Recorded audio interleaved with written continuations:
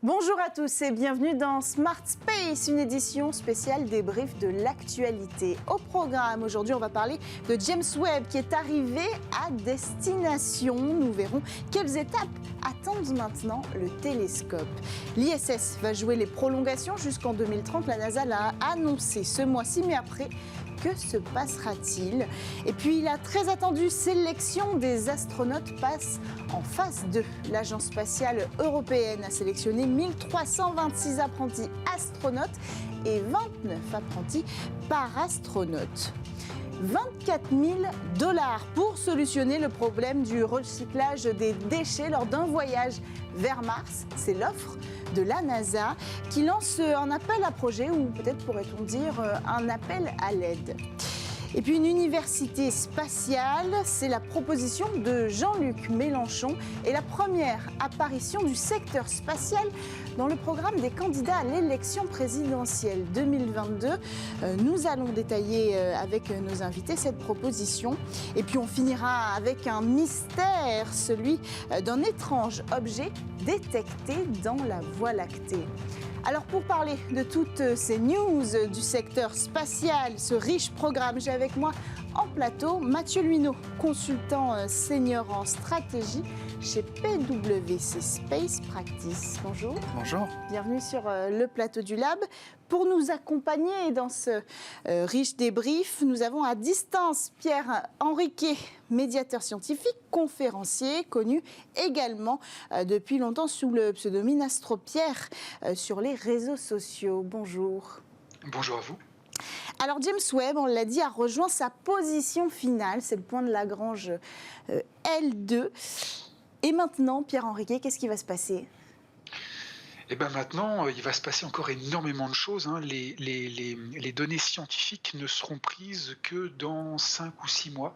Beaucoup de choses. Là, pour l'instant, il va falloir d'abord allumer tous les instruments scientifiques. Il va falloir éteindre les radiateurs, parce qu'en fait, on chauffait les instruments pour que, justement, la transition entre la Terre et l'espace ne crée pas de glace, par exemple, qui pourrait recouvrir les appareils. Maintenant, on est dans l'espace, donc on va éteindre les radiateurs et on va commencer un long processus de refroidissement, puisque ce télescope doit fonctionner à une température très très basse. Et puis finalement, on va aussi déplacer tout doucement les 18 segments du miroir primaire pour ne former qu'une seule et grande surface de miroir. L'équipe a déjà sélectionné l'étoile qui servira de référence pour cet alignement. Ça va prendre du temps, ça va se passer micron par micron. Une fois que tout ça sera prêt, eh bien, on terminera de tester tous les appareils internes, et c'est seulement d'ici plusieurs mois qu'on pourra commencer le vrai travail scientifique. Encore un vrai travail millimétrique qui atteint ce télescope, Mathieu Luineau. Pour le moment, en fait, c'est une formidable même vitrine technologique, ce télescope, à la fois pour les États-Unis et même pour l'Europe. Absolument, je pense qu'il faut rappeler vraiment la success story qui a eu lieu jusqu'à présent. On rappelle qu'il y avait plus de 344 points d'achoppement qui auraient pu faire échouer l'arrivée de James Webb jusqu'à ce point L2. Donc effectivement, il y a une vraie réussite jusqu'à présent technologique, et aujourd'hui les étapes les plus cruciales ont été remplies. Ouais. Et alors, Arianespace a réussi ce lancement. C'était la grosse mission de cette fin d'année, de ce lancement qui a été lancé le jour de Noël, ce qui était quand même assez exceptionnel. Et tellement bien réussi que ça va bénéficier technologiquement au parcours futur de ce télescope. Absolument. Alors je pense qu'il faut vraiment ici saluer la réussite d'Arianespace, qui a permis, via la précision de sa mise en orbite de James Webb, de doubler l'espérance de vie du télescope. Et donc c'est vraiment formidable pour ce projet scientifique. Pierre Henriquet, comment on explique ça, en fait, que la précision du lancement réussit à doubler l'expérience de vie du télescope ? Tout simplement parce que le télescope lui-même, il dispose de tout petits propulseurs, des tout petits propulseurs qui vont lui servir à la fois à s'orienter dans l'espace avec d'autres systèmes, mais aussi à corriger légèrement sa trajectoire, puisqu'il ne se trouve pas exactement au point de Lagrange numéro 2, il doit orbiter autour de ce point virtuel, ce point d'équilibre entre la Terre et le Soleil. Donc il doit bouger, et donc il a une réserve aussi interne de carburant. Résultat, plus le lancement se fait de manière optimale, et plus vous économisez sur ces réserves, et donc plus vous pouvez l'utiliser ensuite longtemps. Alors, on poursuit avec notre prochaine actualité. La NASA a annoncé une prolongation de l'exploitation de la Station spatiale internationale jusqu'en 2030. Pourquoi jusqu'en 2030, Mathieu Luneau? Alors, c'est vrai que jusqu'à présent, on parlait plutôt de 2024. Ouais. Et puis, la Station spatiale internationale, elle permet vraiment de faire des essais technologiques majeurs. Ça permet vraiment des effets aussi d'essaimage des technologies spatiales via des secteurs terrestres. Et là-dessus, il y a un vrai intérêt scientifique pour la NASA. Ça explique en partie cette prolongation, qui est aussi expliquée par le fait qu'il y avait initialement des projets commerciaux qui étaient prévus de commercialisation de la Station spatiale internationale, Oui.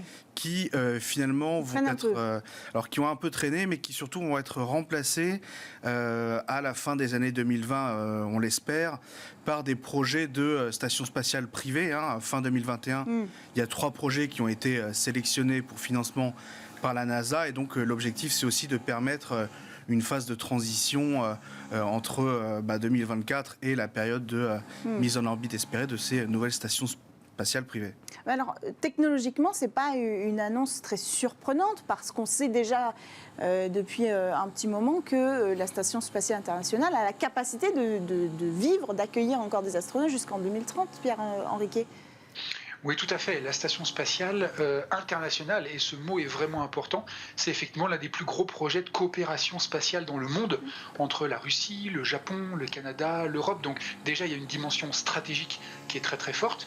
Et puis, il faut rappeler que c'est un colossal laboratoire de recherche dans une quantité gigantesque de domaines, dans le médical, dans la physique des matériaux, en mécanique des fluides, en biologie, en astronomie, de la recherche la plus appliquée à la recherche la plus fondamentale. Il y a énormément de résultats qui sont arrivés depuis les 20 dernières années, qu'elle existe là-haut dans l'espace, mais tout n'est pas fini, il reste encore énormément de choses à faire. Donc effectivement, c'est ça qui explique aussi cette prolongation jusqu'en 2030. Alors, on voit notre astronaute français à l'image. Parlons justement de la future génération d'astronautes. La 4e sélection d'astronautes de l'ESA a entamé cette nouvelle étape et convoque 1362 personnes sur les, quand même, rappelons-le, 23 307 candidatures reçues. Ensuite, quel va être le processus? On en est à quel moment là, de toutes ces étapes? Alors là, il y a une première nouvelle batterie de tests qui va être subie, des tests à la fois psychologiques, mais aussi d'aptitude physique, technique. Oui. Et puis ensuite, pour vraiment ceux qui passeront à la dernière étape, il y aura des ultimes entretiens psychologiques et des tests médicaux pour une annonce des résultats finaux qui est prévue pour l'automne 2022, s'il n'y a pas trop de retard du côté du processus de sélection. Pierre Henriquet, est-ce qu'on a une idée, parce que c'était quand même l'angle très fort de cette sélection, de cette campagne de sélection cette année, c'était la diversité. Alors, est-ce qu'on a une idée du pourcentage de femmes dans cette sélection en phase 2 de 1362 personnes pour les astronautes et, quand même, je le précise, 29 pour les parastronautes? Tout à fait. Les nouvelles sont très bonnes en fait. Il se trouve que au niveau de l'Europe, plus de 20 000 personnes ont postulé, dont 5 400 candidates. Et en France, en particulier, ce sont 5 500 hommes et 1 600 femmes qui ont candidaté. Et ça nous fait un pourcentage de 25% de candidatures féminines. Alors certes, on n'atteint pas encore l'égalité qu'on aimerait atteindre, mais il faut rappeler qu'en 2008, lors de la dernière campagne de candidature des astronautes, eh bien, il n'y avait que 15% de femmes dans ces candidatures. Donc on a une réelle augmentation. Et ça, c'est quelque chose qui est vraiment très important.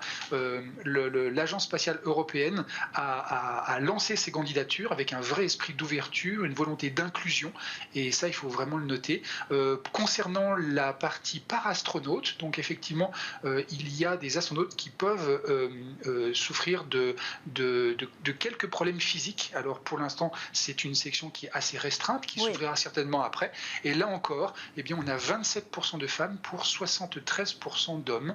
Donc là encore, une ouverture qui est de plus en plus importante dans tous les domaines. On peut rappeler quand même, Mathieu Luneau, que l'Agence spatiale européenne est la seule à avoir ouvert sa campagne de recrutement à des futurs parastronautes. C'est ça, elle est vraiment pionnière en la matière. Alors il faut quand même préciser que l'ESA a annoncé que la qualification des parastronautes n'était pas systématiquement transformé en vol spatial, puisqu'il y a un certain nombre de vérifications à faire, d'études de faisabilité, d'adaptabilité des différentes infrastructures, différents équipements.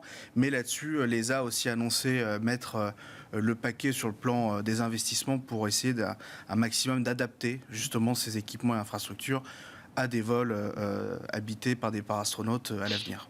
Alors vous avez gentiment préparé ma transition vers notre prochaine actualité. On parle de vol spatial, allons plus loin, parlons de vol vers la planète Mars. La NASA offre 24 000 $. À qui trouvera la solution à la question comment recycler les déchets humains d'un voyage vers la planète Mars. Mais est-ce qu'il n'y a pas déjà des dizaines et des dizaines d'ingénieurs qui travaillent sur le sujet là-bas à la NASA ? Alors si, je pense qu'il y a évidemment des ingénieurs qui travaillent sur le sujet depuis longtemps. Là, l'idée, je pense, c'est, si vous voulez, d'abord de s'inscrire un peu dans une continuité de la NASA qui a maintenant l'habitude de faire foisonner un petit peu la créativité du secteur privé pour lui apporter des idées nouvelles. Et puis c'est aussi, je pense, une opération de communication dans le bon sens du terme, c'est-à-dire de vraiment montrer que tout un chacun peut prendre part à l'aventure spatiale en apportant des idées. Vous pensez que c'est un petit peu politique, en fait ? Alors, pas forcément politique, mais peut-être marketing, mais encore une fois, dans le bon sens du terme. Ouais. C'est vraiment de l'aller vers les citoyens, et puis c'est pas limité aux citoyens américains, c'est destiné à toute personne majeure. Oui. Et je rappellerai quand même qu'il y a la NASA a une autre plateforme qui s'appelle la plateforme NASA Solve, dans laquelle s'insère justement cet appel à projet qui est là vraiment pour faire participer un maximum d'habitants à la réflexion sur quelques problématiques qui peuvent se poser à la NASA. Pierre Henriquet, 24 000 €, est-ce que c'est pas un peu léger quand même pour plancher sur un tel projet ? Eh bien, ça dépend pour qui. 24 000 $, alors je me rattrape. Oui, il y a une petite différence avec les euros, mais pour une entreprise, oui, effectivement, c'est un peu léger. Pour du grand public, comme on le disait, pas forcément. C'est par exemple suffisamment motivant pour que déjà, à l'heure actuelle, plusieurs centaines de personnes se soient d'ores et déjà inscrites. Le défi, il est ouvert, effectivement, comme on le disait, à chacun. En particulier, si vous avez des idées, les solutions, on vous demande des solutions pour traiter 4 types de déchets. Le CO2 expiré, les matières fécales, les emballages en mousse et d'autres types de déchets. Donc si jamais vous avez des idées, eh bien n'hésitez surtout pas, tout le monde peut postuler. C'est peut-être le moment de rappeler que rechercher des solutions pour cette technologie, pour un voyage vers Mars, ça aura forcément des conséquences positives technologiques ici sur Terre, sur le travail des solutions pour le recyclage. Alors on enchaîne. Le spatial s'est invité dans le programme des politiques avec Jean-Luc Mélenchon qui veut créer, premier exemple de ce qu'il a évoqué dans son programme, une université du spatial. Mathieu Luineau, vous êtes un petit peu penché là-dessus, de quoi il s'agit ? Alors, la proposition de Jean-Luc Mélenchon, c'est de créer vraiment une université qui serait ouverte à l'ensemble du monde francophone et en particulier de l'Afrique francophone. Jean-Luc Mélenchon a un peu convoqué le passé colonial de la France. Si on se penche un petit peu sur la faisabilité du projet, moi je trouve que le projet est un petit peu baroque parce qu'il faut considérer c'est compliqué de concentrer, si vous voulez, l'ensemble de l'expertise nécessaire dans une université de l'espace comme ça. Et puis ça pose quand même un risque qui est de finalement bloquer tous les processus d'essaimage qu'on peut trouver quand il y a des universités qui font de la recherche et développement sur le spatial, qui ont ensuite un impact sur d'autres secteurs par le biais de l'essaimage, qu'on trouve aussi dans l'industrie. Et donc là-dessus, je pense que la proposition est un peu... vous pensez que ça peut biaiser le ruissellement technologique ? Absolument, absolument. Et quel est votre avis, Pierre Henriquet ? Parce qu'on a déjà des pôles autour d'une thématique, que ce soit la médecine, par exemple. Enfin, il y a quand même une idée à creuser. Oui, il est certain que le spatial, c'est un secteur stratégique à bien des égards, militaire, scientifique, industriel et bien d'autres. Ce secteur est aussi important qu'absent, il faut le reconnaître, dans quasiment toutes les professions de foi des différents candidats. Est-ce qu'il faut absolument que ça apparaisse chez tous les candidats ? Pas forcément. Est-ce que c'est intéressant de braquer les projecteurs sur ce secteur ? Oui, c'est possible. Maintenant, effectivement, il s'agit d'une promesse de campagne avec pour l'instant peu de détails sur sa réalisation pratique. J'attends aussi d'en savoir plus pour me faire un avis définitif sur la question. Mais alors, est-ce qu'on doit s'inquiéter si on ne voit pas dans tous les programmes le secteur spatial? Alors, je vais laisser réagir Mathieu et puis vous renchérirez derrière. D'abord, je pense qu'il y a, on n'est pas à la fin de la campagne. Il y a d'autres candidats. En réalité, Valérie Pécresse, par exemple, en parle un petit peu dans son projet. Je pense que le président candidat en parlera, et notamment Christiane Taubira, puisqu'il y a un tropisme pour la Guyane évident. Ce qui serait dommage, c'est qu'on n'en parle pas davantage. Pourquoi ? Parce que je pense que le spatial peut apporter une forme d'horizon, de cap, et pourquoi pas convoquer, si vous voulez, un peu le rêve, et faire rappeler aux Français que la France n'est pas seulement un pays où on a, comme tous les autres, quelques problèmes, mais qu'on est aussi un pays conquérant, et je pense que la France en a besoin dans le contexte actuel. Au-delà du rêve, il y a un écosystème qui est en train d'éclore avec le New Space, particulièrement en France. On reçoit ici souvent des startups. Est-ce qu'elles ont de quoi s'inquiéter en fonction du candidat qui sera élu sur cette année extrêmement dynamique? Est-ce qu'on a une chance de voir tout s'essouffler, enfin de perdre cette nouvelle dynamique, quoi? Alors je pense pas. Je pense que tous les candidats et leurs équipes l'ont en tête, et en tout cas l'administration sera là pour prendre le relais une fois le candidat élu, même s'il n'a pas de tropisme particulier vers le spatial. C'est vrai que l'espace aujourd'hui, c'est pas la préoccupation principale des Français, en partie parce qu'ils ne savent pas toutes les retombées qui sont générées par le spatial. Donc je pense que c'est pour ça qu'on n'en entend pas tant parler, et on n'est pas à l'abri de bonnes surprises dans les semaines qui viennent. Alors, est-ce qu'on peut conclure, si vous le voulez bien, avec une actu mystère? Alors, actu mystère, parce qu'il s'agit véritablement d'un mystère ici à élucider. Des astronomes australiens ont découvert un objet assez inconnu dans la Voie lactée. Alors, qu'est-ce qu'on sait de cet objet, Pierre Henriquet? Eh bien, il s'agit en fait de la détection d'une source d'ondes radio qui se répète périodiquement toutes les 18 minutes. Ah. Voilà. Donc, c'est quoi? C'est un signal extraterrestre, en fait? C'est ça que vous êtes en train de nous dire? J'avais prévu que vous me poseriez cette question. Et c'est pour ça que je veux rappeler qu'il y a énormément d'astres dans l'univers qui émettent naturellement des ondes radio. Depuis, dans notre système solaire, la planète Jupiter, qui est l'un des plus gros émetteurs d'ondes radio du système solaire, jusqu'à très loin dans l'univers, des trous noirs supermassifs qui avalent des étoiles au cœur d'autres galaxies. Cette branche de l'astronomie qui s'appelle la radioastronomie, donc qui étudie les émissions radio de tous les astres de l'univers, c'est un domaine qui est très très important. Donc pour ce problème en particulier, l'hypothèse, c'est qu'on a affaire à un astre hyper dense qu'on appelle une étoile à neutrons, qui serait dotée d'un champ magnétique extrêmement intense, mais qui surtout, et ça c'est la nouveauté, tournerait très lentement sur elle-même, d'où le fait justement qu'on ne serait dans son faisceau qu'une fois toutes les 18 minutes. En général, ce genre d'astre tourne entre plusieurs centaines de fois par seconde et plusieurs fois par seconde, mais celui-ci, ça serait peut-être le plus lent que l'on ait jamais détecté. Et c'est en ça qu'il est exceptionnel. Mathieu Luineau, ce sera peut-être notre conclusion, si vous le voulez bien, tous les deux. Ça fait partie de genre d'événement qui encourage le rêve, dont vous parliez tout à l'heure. Voilà, encore un objet mystère à découvrir, et hop, on se rappelle qu'on a une passion pour l'espace.